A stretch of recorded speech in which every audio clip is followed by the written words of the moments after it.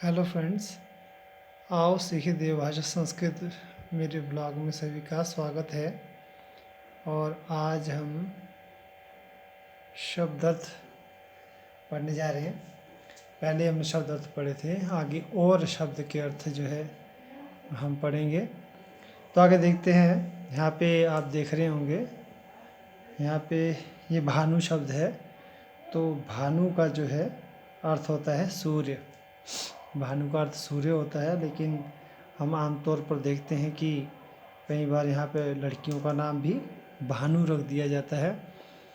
तो ये पर्यायवश रख दिया जाता है कि उसके गुणों के कारण रख दिया जाता है। उस समय पे आज से काफ़ी पूर्व समय में कह सकते हैं कि उस समय क्षत्रिय जो होते थे, उनमें क्षत्राणियाँ भी, उनकी बेटियाँ भी जो साहस में जो है बहुत ही आगे रहती थी, इसलिए उनका नाम भी भानु रख दिया जाता था कि उनका तेज बहुत ज़्यादा होता था। उनमें वो कुशलता, वो क्षत्रियों वाली जो तलवारबाजी होती है या उनमें और शस्त्र चलाने की जो विद्या है उत्कृष्ट होती है, इसलिए उनका नाम भानु रख दिया जाता था। लेकिन आजकल भानु कहीं कहीं पर इसी प्रकार से, ये भानु इस प्रकार से नाम ही बोल करके भी रख देते हैं। तो इसका मतलब यही होता है कि जैसे सूर्य है, सूर्य का तेज है, जैसे सूर्य चमकता है वैसे वो भी चमके, इन शब्दों का ऐसे अर्थ होता है। तो इस प्रकार से नाम भी इसी विचार से रख दिए जाते हैं कि उनके नाम का प्रभाव भी होता है, उनके नाम का जैसा अर्थ होता है वैसा भी उनका प्रभाव होता है करके रखते हैं। आगे चलते देखते हैं, यहाँ पे लिखा है विधु। तो विधु जो है, विधु का मतलब चंद्रमा होता है। और मृदु, मृदु का मतलब कोमल। और पांशु, पांशु का मतलब धूल। और तरु, तरु का मतलब वृक्ष होता है। ईशु, ईशु क्योंकि विसर्ग भी लगी है, सात विसर्गों का प्रयोग भी हमें साथ साथ में उच्चारण करना होगा। तो भानु, विधु, मृदु, पांशु, तरु और ईशु। ईशु का मतलब बाण। बिंदु, बिंदु का मतलब बूंद होता है। ऐसे तो हम कहीं पर अक्षरों में कहें या फिर वाक्यों में कहें, बीच में कहीं जैसे बिंदी आती है, उसे बिंदी भी कहते हैं, उसे बिंदु भी कहते हैं, लेकिन उसका सही अर्थ बूंद होता है। पृष्ठा, पृष्ठा का मतलब होता है पूछने वाला, प्रश्न पूछने वाला। पूछने वाला ही नहीं, प्रश्न पूछने वाला। नप्ता का मतलब नाती होता है। नाती मतलब कि बेटी का जो बेटा होता है उसे नाती कहते हैं या उसे नप्ता कहते हैं, ये कह सकते हैं। और फिर सविता है। सविता शब्द जो है सूर्य का नाम है। सविता सूर्य का नाम है। देवा, देवर का नाम। तो देवा देवर के लिए प्रयोग होता है संस्कृत में। जमाता जमाई के लिए। वसुधा पृथ्वी के लिए होता है। वसुधा का मतलब अर्थ पृथ्वी होता है। सुधा, सुधा का अर्थ होता है अमृत।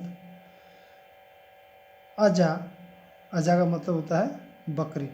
अब यहाँ देखिए, सुधा का हम अगर अर्थ ऐसे निकालते हैं तो सु का मतलब अच्छा होता है, और धा का मतलब होता है धारण करना या बुद्धि भी कह सकते हैं। धी कहते हैं वैसे बुद्धि को।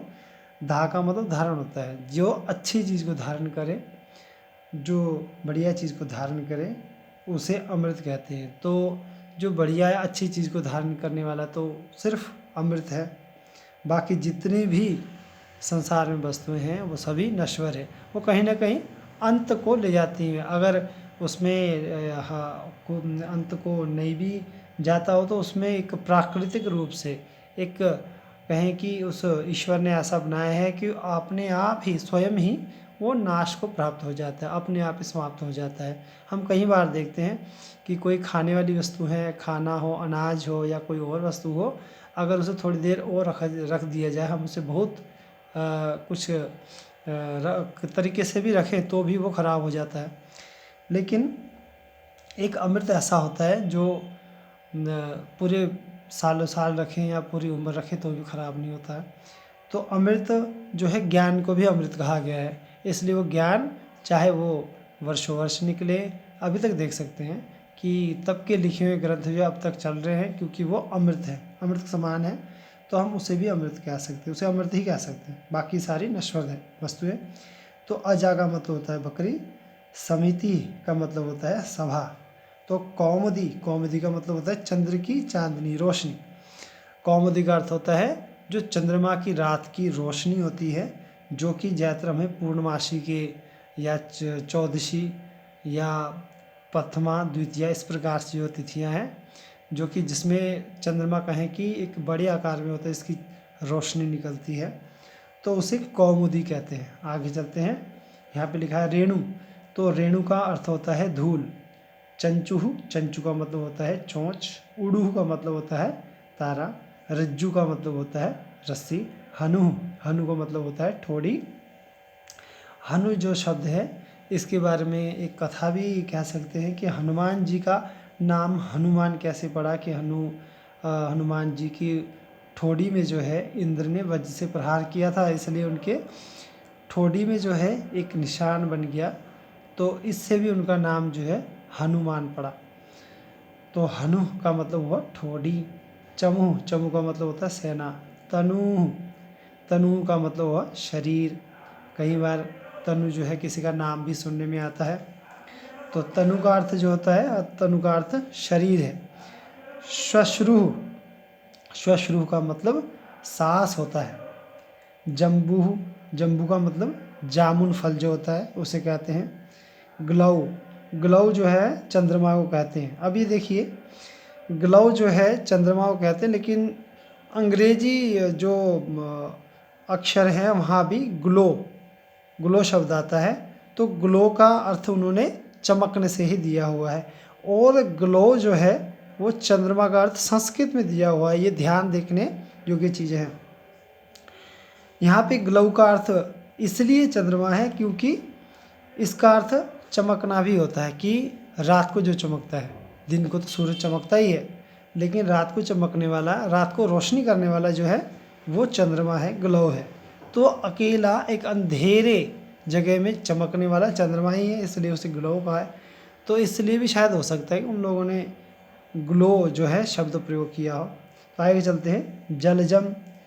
तो उसका मतलब होता है कमल, कि जल, जल में से जो ज करे, क्योंकि कमल जो है नपुंसक है, ना स्त्री है ना पुरुष है, इसलिए वहाँ पे जलजम नपुंसक लिंग प्रयोग हुआ है। तो जल, जल का मतलब हुआ जल, पानी। जल जम, ज का मतलब होता है जन्म देने वाला। तो जल में से जिसने जन्म दिया है वो क्या है, जल में से जन्म लेने वाला कमल है। तो जलजम वो क्या है, कमल। जनु, जनु जानू, तो इसका अर्थ होता है घुटना। अम्बु का मतलब होता है जल। सानु का मतलब पर्वत की जो चोटी होती है ऊपर वाली, जो सबसे ऊपर की चोटी होती है उसे सानु। श्मश्रु, श्मश्रु का अर्थ हुआ दाढ़ी, किसी की दाढ़ी होती है उसे श्मश्रु कहते हैं। अथ, अथ का होता है किसी भी कथा को, किसी भी कार्य को प्रारंभ करना, अथ हुआ। कहीं भी हम कथा इत्यादि या फिर किसी पुस्तक में देखते हैं, कोई कथा शुरू होती है, कोई भी वाक्य शुरू होता है, या कोई वाक्य तो नहीं कहें, यूँ कहें कि किसी कथा का, किसी पंक्ति का, किसी प्रकार के, जैसे रामायण है, महाभारत है, बड़े बड़े ग्रंथ हैं, इनका जब भी प्रारंभ होता है तो उनमें अथ वहाँ पे लिखा होता है कि अब यहाँ से एक कथा प्रारंभ होती है। तो इति का अर्थ होता है कि जो कथा समाप्त हो गई हो, संपूर्ण हो गया हो, उसे अंत में इति आता है। अति, अति का मतलब होता है अधिक। अपि का मतलब होता है भी। अद्य का मतलब होता है आज। और अधुना का अर्थ होता है अब। अलम का होता है बस। अलम मतलब बस हो गया, किससे बातें करते करते तो कोई ऊब जाता है या उसे सुनने की इच्छा ना हो, तो वहाँ पे कहेंगे अलम, कि बस हो गया। अलम मतलब बस हो, बहुत हो गया, ये काम नहीं करना, नहीं सुनना या नहीं देखना, इस प्रकार से अलम का प्रयोग होता है। शनै, शनै का मतलब होता है धीरे।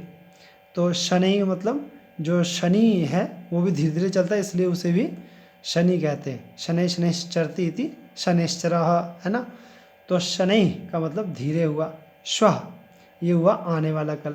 पीछे मैंने एक वीडियो में वहाँ पे शब्दार्थ जो वाले वीडियो में बताया था, वहाँ पे यह दिया था क्योंकि वहाँ पर मैंने भूतकाल लंग लकार का प्रयोग किया था, तो वहाँ पे यह शब्द का प्रयोग किया, जिसका अर्थ होता था कि पिछला बीता हुआ कल।